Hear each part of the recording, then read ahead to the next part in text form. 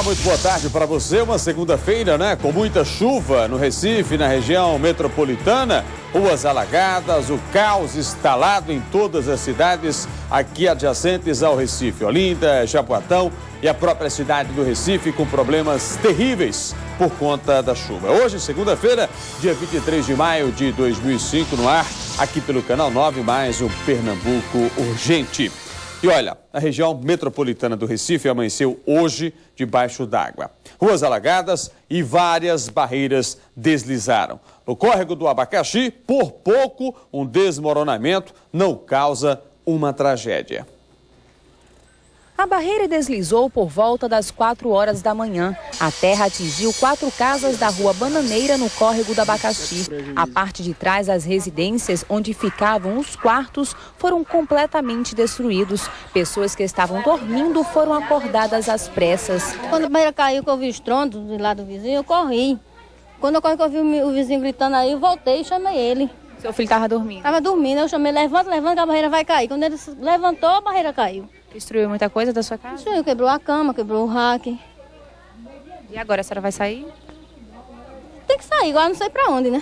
2 pessoas que dormiam nesta casa chegaram a ficar soterradas, mas logo foram socorridas. Os moradores estão alarmados. Móveis estão sendo colocados na frente das casas, um local neutro para a proteção. As 4 residências atingidas foram interditadas pela Defesa Civil. Técnicos colocaram lonas plásticas no restante da barreira para evitar mais transtornos. A situação ficou um pouco complicada porque por mais que você coloque, por mais que sejam espalhadas essas lonas plásticas aí, os deslizamentos, eles acontecem. Todos que lamentavelmente deram entrada aí ao Hospital da Restauração foram medicados e foram liberados logo em seguida, né? A situação é crítica em todas as áreas de risco do Recife. O que é que acontece? Defesa Civil, Codeci e Codecipe, todos de plantão. E é aí na expectativa por conta dessa chuva. É bom dizer que choveu em média hoje pela manhã 105 milímetros. E esse com certeza é o maior índice de chuva no mês de maio nos últimos 10 anos. Então, para você ter aí uma certa noção da quantidade de água que caiu e continua caindo aqui no Recife, né? No bairro da Guabiraba, a aposentada Maria Ferreira da Silva morreu depois de cair num bueiro. Segundo a comunidade, com a chuva o buraco foi coberto pela água, o que é muito comum com os buracos. A aposentada estava desaparecida desde ontem à noite e foi encontrada pelos próprios moradores. Bem, a nossa repórter Michele Loreto está na estação central do metrô. Michele vem com mais informações. Tá chovendo nesse momento por aí, tá, Michele? Boa tarde. Não, Aldo, o clima tá um pouco nublado, o sol tá querendo sair um pouquinho, mas chuva, por enquanto, não tem chuva não. O pessoal já está com guarda-chuva guardado, o pessoal que passa aqui pelo metrô, mas já se precavendo, porque a chuva deve voltar daqui a pouquinho. Ok, então vai ter a inscrição para a corrida também, né, Michele? Daqui a pouquinho você vai falar disso também, né? Exatamente, Aldo. A corrida que tem como cenário as pontes do Recife deve reunir cerca de 2.000 atletas. São participantes de vários estados. A prova tem 10 quilômetros de percurso e acontece no dia 19 de junho. As inscrições já estão abertas e daqui a pouquinho eu vou conversar com um dos coordenadores do evento para a gente falar como é que as pessoas que querem participar dessa corrida podem fazer. Eu volto daqui a pouquinho. Até mais, Aldo. Obrigado, Michele. Já você volta e a Escolinha de Artes do Recife pede socorro para não encerrar as atividades. A repórter Clarissa Góes é que tem os detalhes. Clarissa, boa tarde, Clarissa. Boa tarde, Aldo. A Escolinha de Arte do Recife já tem 52 anos e por aqui passaram vários artistas. Gil Vicente, Francisco Brenan, João Câmara, artistas de destaque já nacional. Mas este não é um momento de alegria para a Escolinha de Arte do Recife. A escolinha está passando por dificuldades, problemas na estrutura física e também no quadro de funcionários. Por isso está promovendo uma exposição com mais de 60 obras de artistas para arrecadar fundos. Daqui a pouco a gente vai conversar com o presidente da Escolinha de Arte, Eimar Rangel. Até daqui a pouco, Clarissa, Aldo. Até daqui a pouco, Clarissa, inclusive não está chovendo, né? Aí onde você está, pelo menos a chuva dá uma trégua, né? Daqui a pouquinho você volta com mais informações. Lápis e papel à mão. Agora vamos anotar as ofertas de emprego para essa segunda-feira. Anote aí.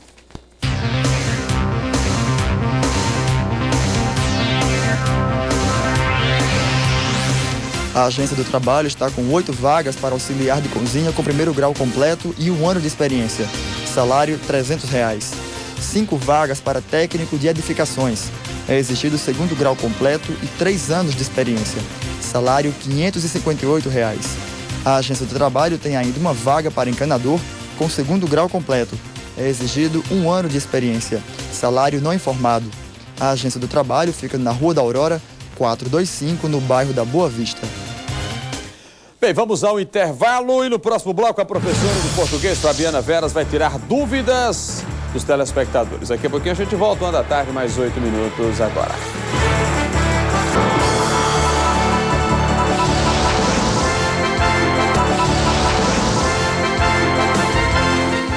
Bem, segunda-feira é dia de tirar as dúvidas no nosso idioma, da nossa língua portuguesa. Aqui no estúdio a professora de português, Fabiana Veras. Fabiana, boa tarde, tudo bem? Boa tarde, tudo bem. Como vai? Tô bem. Muita chuva, bem, né? Bastante, o suficiente. Olha, por falar em chuva, eu queria até perguntar, e os nossos telefones, os telespectadores já estão nos perguntando e querem tirar dúvidas com você, mas a semana passada você queria ainda continuar com relação à dúvida, não foi? Exatamente, né? Que na semana passada foi perguntado, né, que como fazer para aprender a língua portuguesa.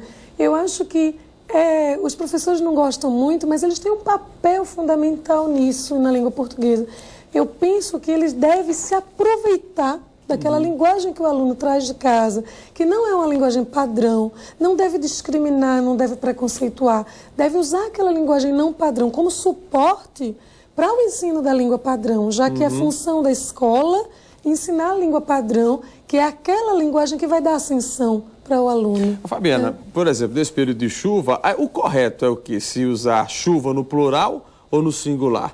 Muita gente usa chuvas, né? As chuvas. Elas estão a chuva. Existe alguma forma correta? Não, tanto faz. Depende muito da tua expressão, né? Como você quer construir a tua oração. Perfeito. Tem que lembrar, né? Usando singular ou plural, aí você tem que flexionar o verbo. É a regra básica, né? Exatamente. Bom, tem perguntas aqui dos nossos telespectadores. A Mirela da Iputinga, muito obrigado, inclusive, a Mirela que nos acompanha, né?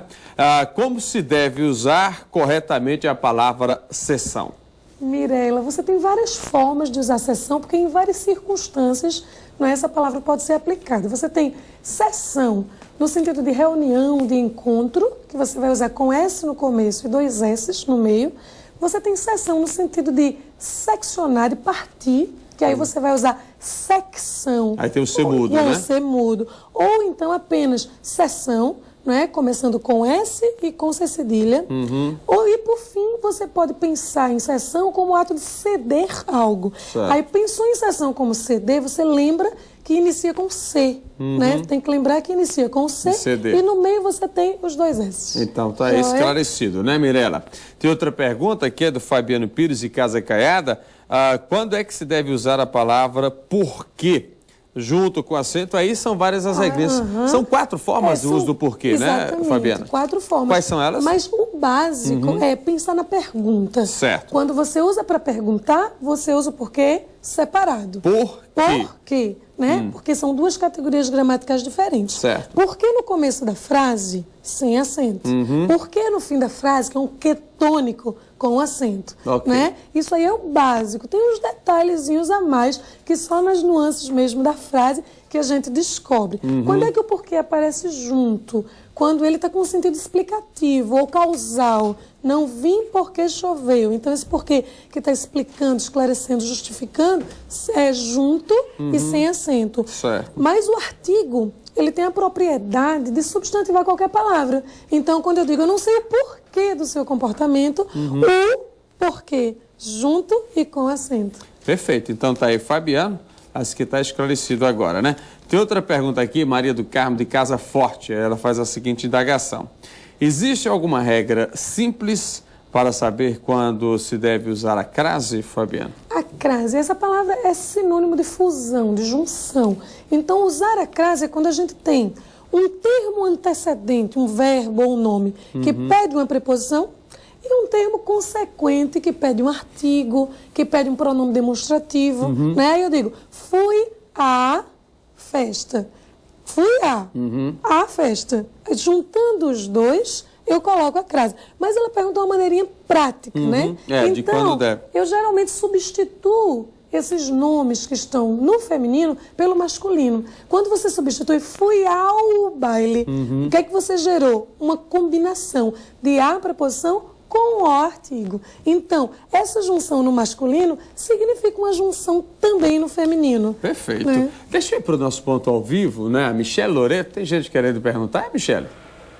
Tem sim, a Gabriela Barbosa tem dúvidas sobre pontuação. Qual é a tua pergunta? Eu gostaria de saber como eu devo usar corretamente as vírgulas, que às vezes eu acho que eu coloco demais e às vezes eu acho que eu coloco de menos. Ah, tá. Você gosta de vírgula, tem gente que realmente tem excesso e outros sem falta de vírgula, falta, né? Exato. O que é que você tem que pensar quando você pensa na vírgula, principalmente? Você tem que pensar que a vírgula ela não pode separar termos da oração. Por exemplo, os termos essenciais, que a gente chama o sujeito do seu verbo e o verbo dos seus complementos, desde que estes venham na sua ordem canônica, na sua ordem direta. Sujeito, verbo, complemento. Nada de vírgula. Aquelas alunas estudiosas fizeram as tarefas. Nada de vírgula. Só separo quando a gente ou inverte termos ou simplesmente tem aposto, vocativo, que são termos da oração que a gente chama de acessórios. Gramática na mão sempre é o mais indicado. É o manual. Tem outra pergunta aqui, é o Luciano do bairro de Peixinhos. Eu acho que com essa chuva ele pergunta, qual é o certo? As margens ou nas margens? Depende da situação, depende muito da situação. Se ele quiser dizer assim, às margens do rio estava uma pessoa, vamos chutar um exemplo assim, ele vai usar as margens. Agora, ele tem que lembrar que já que ele usou as margens no sentido de localidade, de lugar, ele tem que usar a crase, porque isso aí se chama locução adverbial feminina. Aí ele tinha que colocar as margens com crase. Perfeito. Né? E nas? E nas, aí depende, quando você quer começar uma oração, nas margens do rio, eu sentei e chorei, que é até um livro que tem esse título parecido com isso. Então eu digo, onde? Nas margens também posso utilizar, principalmente iniciando orações. Perfeito. Deixa eu voltar para o nosso ponto ao vivo. Tem mais gente querendo perguntar aí, tirar dúvidas, Michele? O Eduardo Granja tem uma pergunta muito interessante para fazer. Qual é a tua pergunta, Eduardo? Olha, às vezes a gente vê mudanças na forma das pessoas falarem, se conduzirem, né, com a língua portuguesa, que é uma língua muito difícil, diga-se de passagem, por isso mesmo a população adapta muitos termos, muitas palavras, e eu queria saber como é que está a aceitação dessas palavras novas, gírias, dentro da gramática portuguesa, como é que está sendo a absorção disso pelos mecanismos formais de controle da língua portuguesa. Ok, Fabiana. Que pergunta maravilhosa, que é tudo que eu amo, ele perguntou, que é a questão das variações linguísticas, né? Olha, a língua ela nasce, a língua ela se desenvolve, a língua ela morre, né? As línguas morrem. E nesse período de vigência da língua, você possui uma gramática padrão, que é a gramática normativa, é um compêndio de informações, de regras, de normas, que são as normas que são utilizadas em geral por aquelas pessoas que detêm o poder político, poder econômico, pela mídia. Por isso que é tão importante, não é, esse bate-papo da gente sobre língua padrão.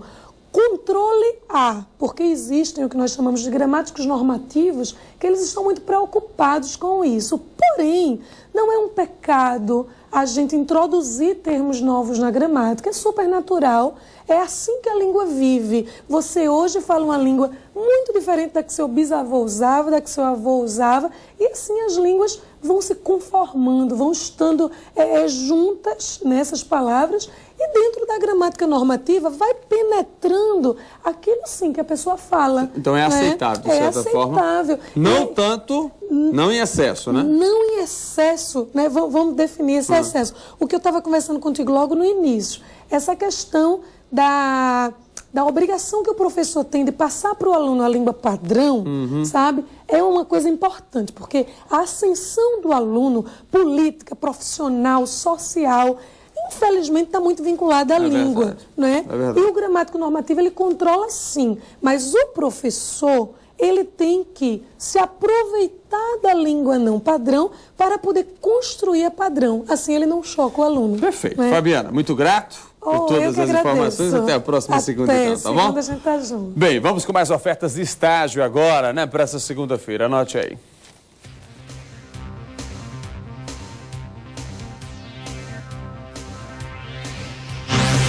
Agora as oportunidades para os estudantes. O IEL oferece 9 vagas para estágio em Ciências Contábeis, 8 para Engenharia Civil, 4 para Direito e 2 vagas para Nutrição. O IEL fica na Rua Marquês do Recife, 154, no bairro de Santo Antônio. O Centro de Integração Empresa-Escola, o CIEE, está com 11 vagas de estágio para estudantes de Ciência da Computação, 6 para Pedagogia e 2 vagas para Psicologia. O centro fica na Rua do Progresso, 465, na Boa Vista.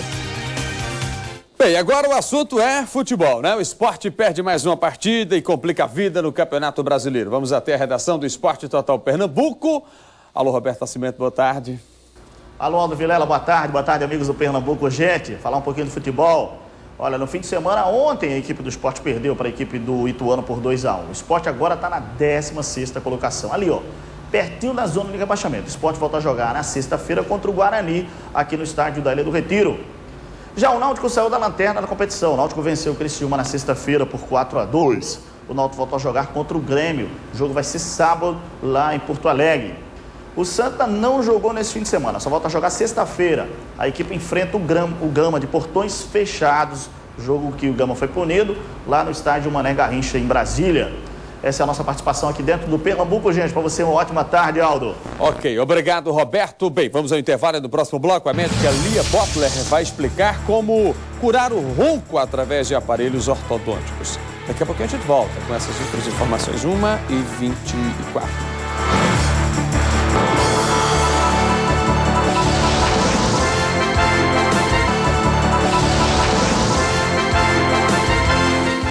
Uma nova terapia utilizando aparelhos ortodônticos está ajudando no tratamento.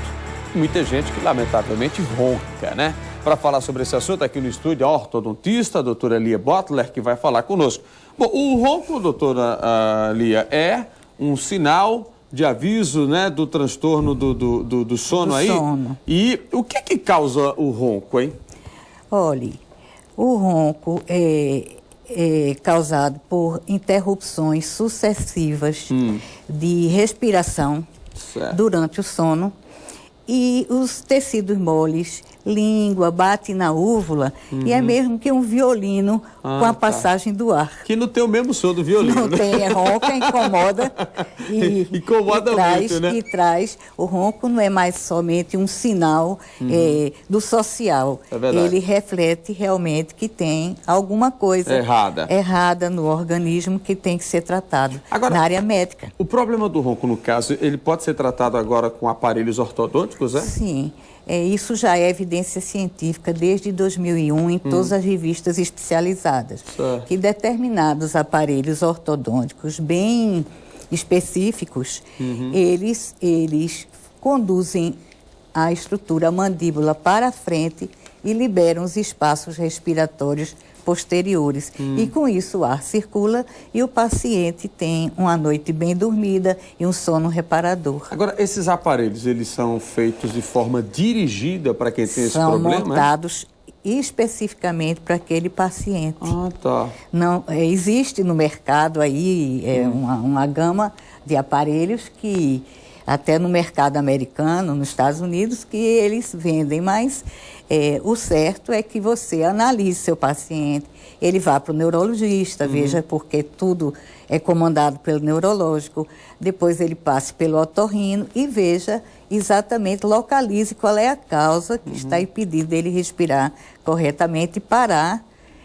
E quando ele ronca, ele se acorda e tem repetidas despertares e tem um sono não reparador. Ah, tá. Agora, no caso o ronco, ele atinge crianças, adolescentes? Em todas as condições, todas as faixas etárias. Só que a apneia em criança tem outro enfoque. Certo. Geralmente é mau funcionamento de certos desvios que ele já tem, o amígdala, o adenoide, que impede a passagem do ar. Agora, veja só, o uso desses aparelhos ortodônticos, o uso dele é extremamente paliativo ou não?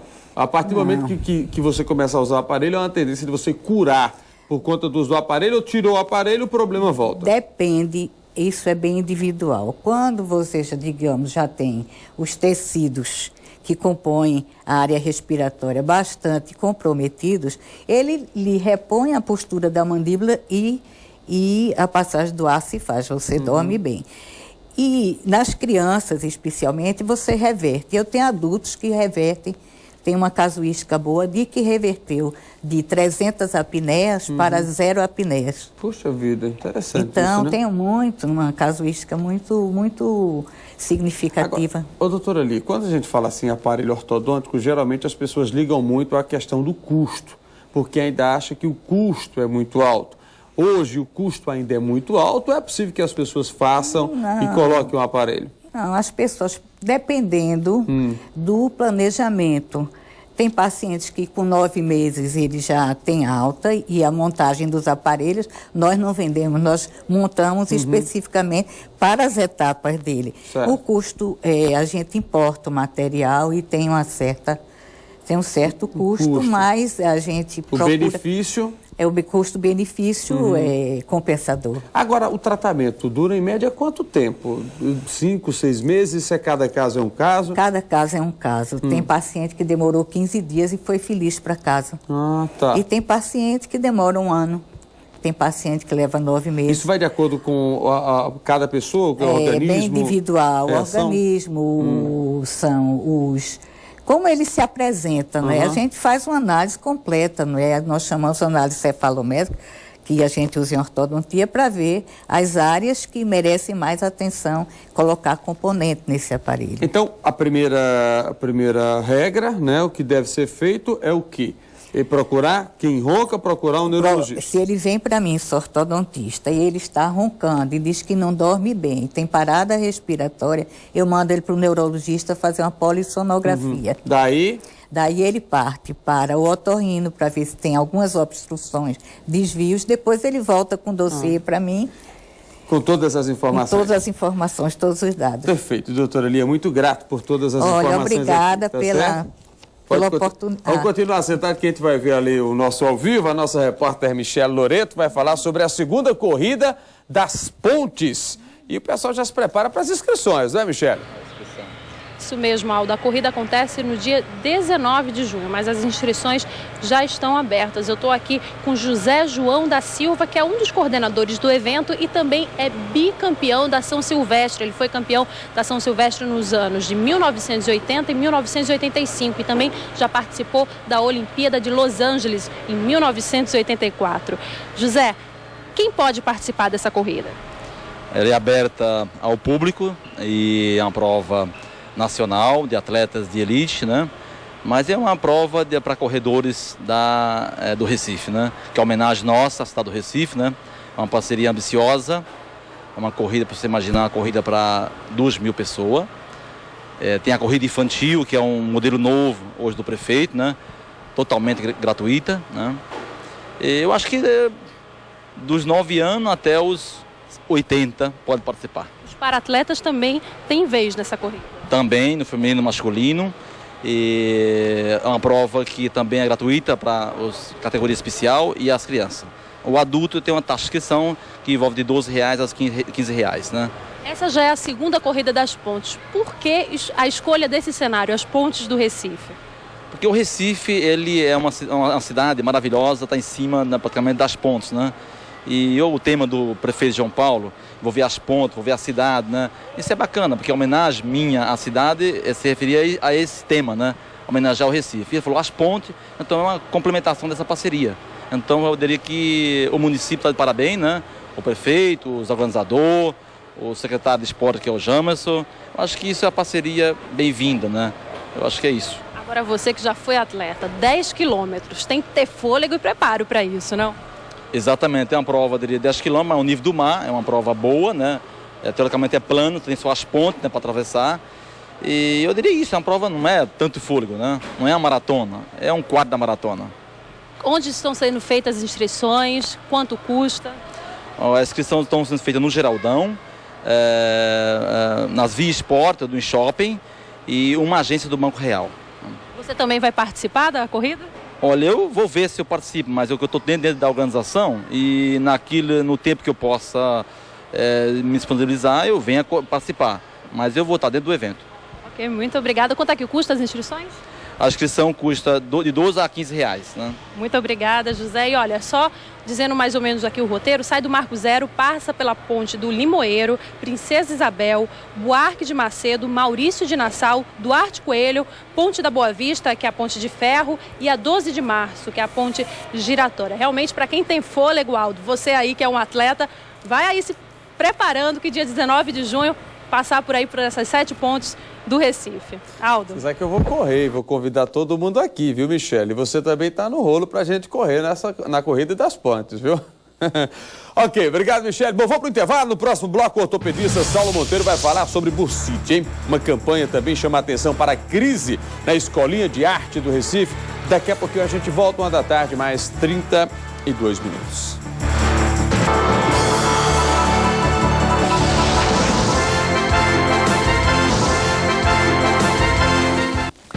Olha, as doenças do ombro já são a segunda maior causa da procura aos ortopedistas. O encontro vai discutir, inclusive, os avanços e técnicas para os problemas de ombro, né, e cotovelo. Aqui no estúdio nós vamos conversar com o ortopedista Saulo Monteiro. Doutor Saulo, boa tarde, tudo bem? Boa tarde, Aldo Vilela. Boa tarde, telespectadores da TV Guararapes. Deu para chegar direitinho aqui com tanta água? Muita água. Não? Muita água, mas deu para chegar bem. Doutor Saulo, quando a gente fala primeiro bursite, bursite é uma doença? Realmente isso é uma coisa importante, porque bursite não é um diagnóstico em si, é um sintoma comum a várias doenças do ombro, assim como a icterícia faz parte de várias doenças do fígado, hepatite, tumor da cabeça de pâncreas, etc. Mas nós sabemos que quando o doente tem bursite e é diagnosticado logo de imediato, então poderá ser revertido o processo através de um tratamento fisioterápico adequado, através da eletroterapia e dos exercícios de alongamento. Agora, doutor, quando a gente fala na questão da bursite, quais são os sintomas que a pessoa tem? O que é que pode indicar que você está tendo aí um problema de bursite?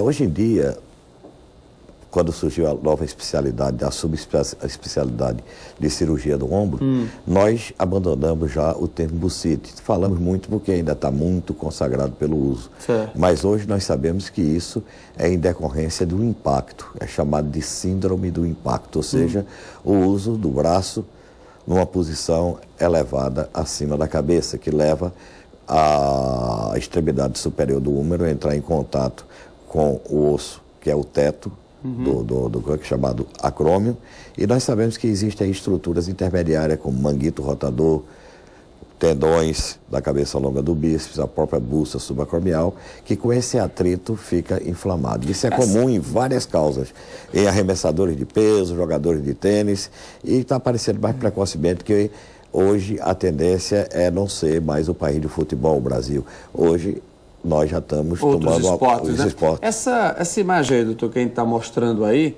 o que é isso? É a bursa? Isso é a parte do ombro? O que está roxo aí seria o ombro?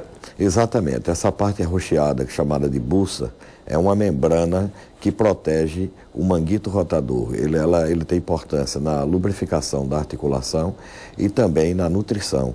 Então, quando você usa o braço na posição de abdução ou elevação, a cabeça do húmero vai o quê? Vai entrar em choque contra o teto do acrômio. E aí surge isso aí leva a um processo evolutivo que desencadeia uma série de doenças. Começa com a bursite, que é o processo inicial, com a inflamação, e depois evolui para a fibrose, evolui para a presença de osteófise, que é comumente chamado de bico de papagaio, que vai indentar o músculo e levar à ruptura, que é o processo final, que dá grande incapacidade. Essa imagem já é do cotovelo, ou não? É do cotovelo, não existe... Quem tem problema no ombro significa dizer que vai ter no cotovelo, doutor? Não. A nossa sociedade é de ombro e cotovelo, porque já existia a sociedade de mão, e ninguém queria subir o cotovelo, que era intermediário. Mas existe uma bursa também no cotovelo, como existe também no joelho, na região pré-patelar. Então, essa daí também adoece. Ok. Doutor, o tratamento é um tratamento demorado, é um tratamento rápido, ou cada caso aí é um caso, cada um é um tipo? Cada caso é um caso, como você bem disse, cada caso é um tipo. É lógico que aqueles casos que são diagnosticados mais precocemente, o tratamento é mais lento, fica logo bom. e aqueles que são diagnosticados tardiamente, então o tratamento é mais prolongado. Agora o tratamento é o que? A base de medicamentos ou tem que entrar com fisioterapia também? Tem que entrar. Cirurgia é preciso fazer? É preciso. Então, sempre começa com anti-inflamatório, eletroterapia através de ondas de ultrassom, TENS, que é estimulação elétrica transcutânea. E quando não resolve, então a gente parte para o tratamento artroscópico, que é o tratamento que faz com que menos morbidade e uma recuperação mais rápida do que o tratamento cirúrgico aberto. Bom, nós temos uma pergunta lá no nosso ponto ao vivo, é isso? Michele está com a gente, tem alguém querendo fazer pergunta? Michele? É isso, Aldo. O Auriberto Júnior tem uma pergunta para fazer. Qual é a tua pergunta, Auriberto? A minha pergunta é que 1 ano atrás, eu jogando bola, torci aqui o meu ombro. Eu gostaria de saber se hoje em dia eu posso ter algum risco de voltar essa contusão, se eu posso continuar jogando bola. Ah, tá. As dores, no caso, né? Você quer saber se é recidível. É possível, doutor? A recidiva sempre pode ocorrer. Agora, não é comum, a articulação do ombro não é tão vulnerável assim, por uma simples torção para trazer um caso que fique tão complexo. Na realidade, ele, dependendo da atividade dele, da profissão, nós sabemos que os marceneiros, por usar tanto o braço na posição de flexo e extensão... Isso acontece muito também com quem vai para academia, né? Às vezes... Esse pessoal em academia que dá ânsia de levantar muito peso, chega a botar 40, 50 quilos, que é desnecessário, no lugar de estar fazendo bem, está fazendo mal a articulação. É aquilo que eu digo, então o impacto por si só já é uma causa hoje comprovada de aparecimento de doença no ombro. Os esforços repetitivos também, uma atividade atlética mal executada. Então é importante o tenista, principalmente, saber sacar bem o serviço na hora de sacudir a bola. Jogador de basquete. O jogador de basquete, então no lançamento, tudo isso, o professor de educação física hoje já está bem informado no curso deles, que eles dão essa parte de treinamento para poder corrigir esses problemas que ocorrem no tornozelo, no joelho e agora com o advento do uso do tênis ser mais popularizado, arremesso de peso, o judô, o traumatismo também, e o envelhecimento biológico também. Que é normal e natural, né? Perfeito. Doutor Saulo, muito obrigado por todas as informações. Espero que o senhor venha aqui outras vezes para mais esclarecimentos, ok? Muito grato. Obrigado, Vilela. Foi uma satisfação. Muito obrigado. Bem, artistas plásticos estão envolvidos numa campanha para salvar a escolinha de arte aqui do Recife. Quem tem os detalhes é a nossa repórter Clarissa Góes. Clarissa, você já pode falar. Nós estamos na sala de iniciação à pintura e aqui já tem vários problemas que representam todos os problemas da Escolinha de Arte do Recife. Eymar Rangel é o presidente da escolinha. O que é que mais é grave aqui na situação da estrutura? Problema de infraestrutura mesmo, com relação a goteiras, cupins e manutenção da casa como um todo. Vazamentos, exatamente. Inclusive, para mostrar, Júlio. Com melhoria no telhado, né? Que nós temos que fazer um retelhamento e trocar todo o madeiramento que se encontra estragado. Inclusive pode ser visto aí cupins, né? E tendo em vista ser uma casa do final do século XIX e início do século XX, é uma casa que, pela própria condição de sua antiguidade, merece reparos e manutenção permanente. Há quanto tempo que esses problemas estão acontecendo? Esses problemas de 5 anos para cá. Agora, para tentar resolver esse problema, vocês conseguiram ajuda, um apoio dos artistas aqui do estado? Exatamente. A gente está tentando, através das instituições, como bancos e outras entidades aí, Caixa Econômica, Banco do Brasil e outros organismos, inclusive ONGs, que trabalham voltadas para a arte. Agora vocês conseguiram, estão aqui promovendo uma exposição aqui na Escolinha de Arte com 60 objetos, 60 peças doadas por artistas. Artistas locais, inclusive de outros estados, né? Do Rio Grande do Norte, Paraíba, Bahia. E o nosso intento é esse, é que sensibilize a sociedade local, porque isso é um patrimônio nosso, entendeu? Que tem que ser preservado. E só quem pode preservar somos nós mesmos, porque a Escolinha não tem fins lucrativos. Apenas é uma entidade voltada, fundada por baluartes como Mauro Mota, Aires de Almeida Carvalho, o Rodrigues, tantos outros. Vários artistas. É uma grande oportunidade para as pessoas poderem comprar e também poder ajudar a Escolinha de Arte, porque aqui vão comprar com desconto essas peças. Exatamente, de 20% a 30% de desconto do valor real da peça. Então, a Escolinha de Arte fica aqui na Rua do Cupim, no bairro das Graças, número 124. Eu volto com você, Aldo. Ok, obrigado, viu, Clarissa, pelas informações. Muito obrigado a você que nos acompanhou. Amanhã voltaremos 13h, logo após o Esporte Total Pernambuco. Obrigado pela atenção e boa tarde. Cuidado com a chuva e a gente volta amanhã. Até lá.